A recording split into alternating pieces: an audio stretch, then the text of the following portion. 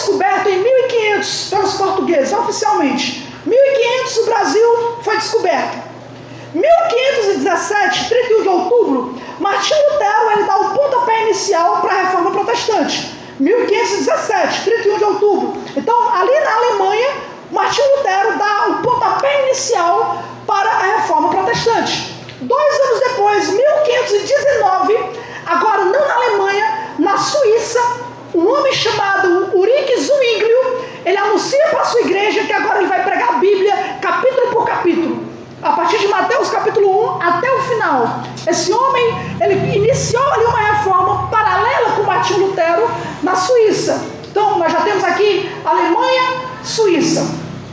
1534, o rei da Inglaterra, o rei Henrique VIII, ele se separa da Igreja Católica e dá início à reforma protestante defeituosa, como nós vamos ver, dentro da Inglaterra. Então você percebe que está tendo um problema aqui. O que é? A Igreja Católica durante séculos dominou o cenário religioso. Durante séculos. Em 1517, Lutero abalou a Igreja Católica com a Reforma Protestante. Em 1519, a Suíça foi abalada por causa de Ulrich Zwinglio. E então, em 1536, João Calvino iria chegar em Genebra, também na Suíça, e iria avançar a Reforma Protestante lá. O que acontece? A Igreja Católica, ela se junta para fazer um concílio chamado Concílio de Trento. É uma contra-reforma. Por que eu falei do Brasil?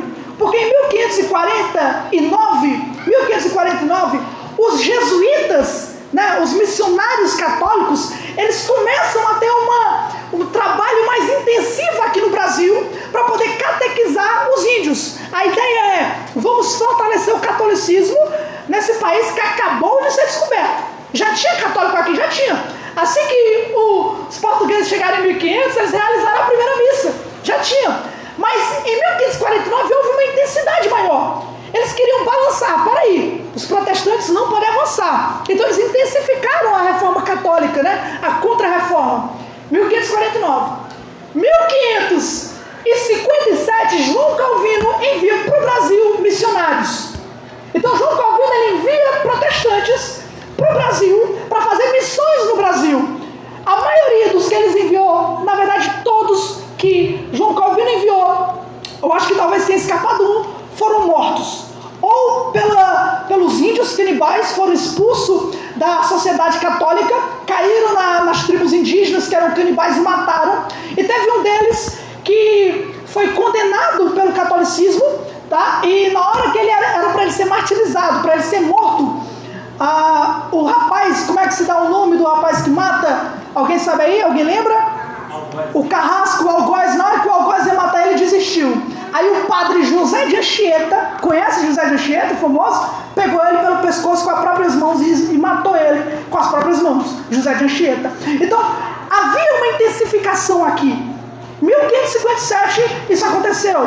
1559, John Knox chega na Escócia, dá início ao presbiterianismo, e em um ano, 1559, 1560, em um só ano, a Escócia declara a religião oficial como protestante.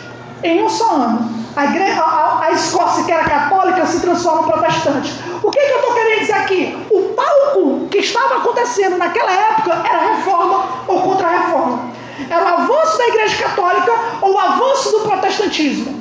Nesse cenário todo, com a Escócia sendo reformada, a Suíça sendo reformada, a Martinho Lutero lá na Alemanha avançando a reforma, na Inglaterra se deu de uma forma diferente. A Inglaterra houve uma diferença entre o catolicismo e o protestantismo. O que aconteceu? O rei da Inglaterra, que era o rei Henrique VIII, ele estava casada com uma mulher, a Catarina de Aragão, que era mulher do seu irmão que havia sido falecido. A mulher do seu irmão morreu, e então a família, por causa da política, né, obrigou o Henrique VIII a casar com a mulher do seu irmão que havia sido morto. E então, essa mulher, a Catarina de Aragão, ela não dava filhos homens para o rei Henrique VIII, e então ele resolveu se divorciar da mulher. Ele, não preciso divorciar dela para que eu possa ter um descendente, né, um homem para reinar no meu lugar quando eu morrer. Então ele foi para a Igreja Católica. Na época a Igreja Católica, quem dominava tudo, e o Papa não aceitou. O Papa não quis, não achou correto que o rei Henrique VIII se separasse de Catarina de Aragão. Não era o certo. E aí o que o rei fez?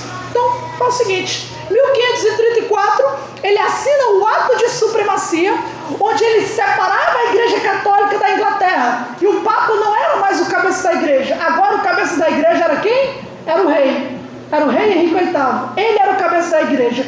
Aí é que nasce a igreja anglicana, que em latim significa a igreja inglesa, a igreja dos ingleses, né? Então o rei Henrique VIII, ele se separa da igreja católica para poder separar da sua mulher, para poder casar de novo, para poder ter um herdeiro homem.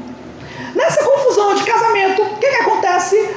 Já que a igreja católica não estava mais dominando a Inglaterra, os protestantes que já estavam ouvindo as notícias, as ideias da igreja, né, da igreja reformada, aproveitaram a oportunidade. Essa é a chance. Essa é a chance de nós trazermos a teologia reformada para dentro da Inglaterra. E a mulher do rei Henrique VIII, Ana Bolena, disse, essa mulher com quem ele casou, né, se separou de Catarina de Aragão para casar com ela, disse que ela era protestante. E ela facilitou a entrada de pessoas protestantes no reino de Henrique VIII. O rei Henrique VIII, até então, ele abandonou a igreja católica, mas ele não abandonou o costume católico. O culto não era culto, o culto era missa. Ele ainda aceitava os dogmas da igreja católica. Ele simplesmente queria se separar, era só isso. Então o problema estava aqui. Enquanto na Alemanha o objetivo de reforma era claro, vamos fazer isso. John Knox na Escócia também, Calvino em Genebra também, na Inglaterra tinha um problema. O cabeça da igreja, que era o rei, ele queria uma igreja separada da igreja católica, mas não reformada como os protestantes. Aqui está o desafio. O que acontece? O rei morre, sobe no seu trono, seu filho Eduardo VI, que é protestante, ele avança a reforma protestante, mas ele também morre muito novo. Com 6 anos de reinado, ele morre.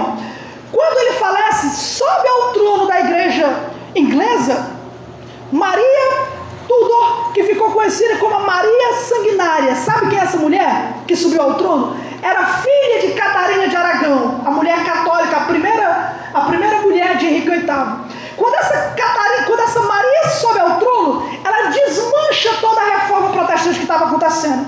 Ela muda a sua força, com sua força bruta, né, com seu poder de rainha, ela manda matar e morre mais de 300 homens, pastores são presos, são mortos, e nessa confusão toda que ela arma para acabar com a igreja protestante na Inglaterra, os cristãos protestantes começam a sair da Inglaterra e fugir. Alguns fogem para João Calvino, alguns fogem para a França, alguns fogem para lugares onde a reforma estava caminhando. Por quê? Porque na Inglaterra, a mulher que estava lá, a rainha, que foi apelidada de Blood Mary, a rainha sanguinária, ela estava matando os protestantes.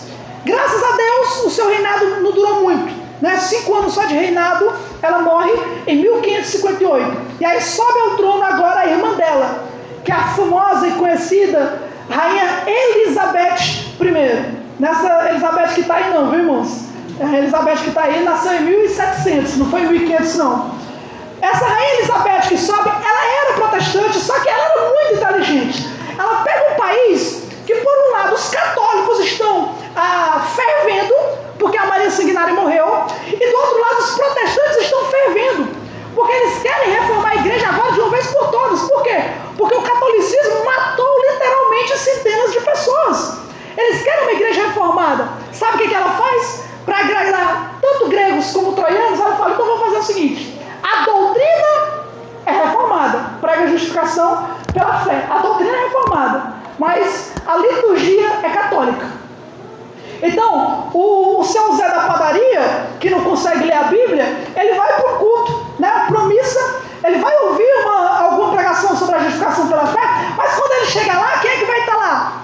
Um cara parecido um católico, com as roupas de católico, com a veste de católico, mantendo os mesmos costumes católicos. Não mudou nada da vida do seu Zé. E enquanto os intelectuais, tudo bem com eles, porque agora os intelectuais podem ler a Bíblia, podem estudar, podem pregar, não tem problema. A Elizabeth, ela tenta agradar os dois lados. É aí que o movimento puritano surge. Quando eles não querem se simplesmente pregar a doutrina reformada. Eles querem mudar a igreja por completo.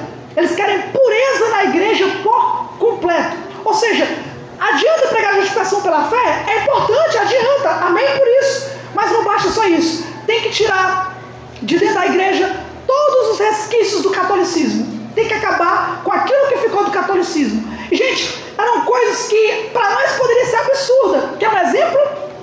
Era costume da igreja católica, na hora de pegar ali a hóstia, né, o corpo de Cristo, eles se ajoelharem, né, eles tomavam a hóstia dessa forma, de joelhos. Os puritanos eram contra. A Santa Ceia não podia ser tomada de joelhos. Aos irmãos assembleianos, que é isso, rapaz? Né?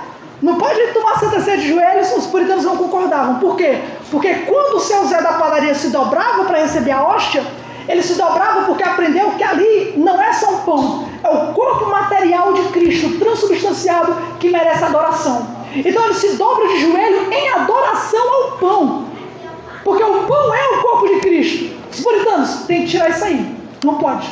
Então, eles não queriam uma meia reforma, eles queriam uma reforma completa. E, gente, morreu na Inglaterra mais cristãos por defenderem um culto bíblico do que por defender a doutrina da justificação pela fé.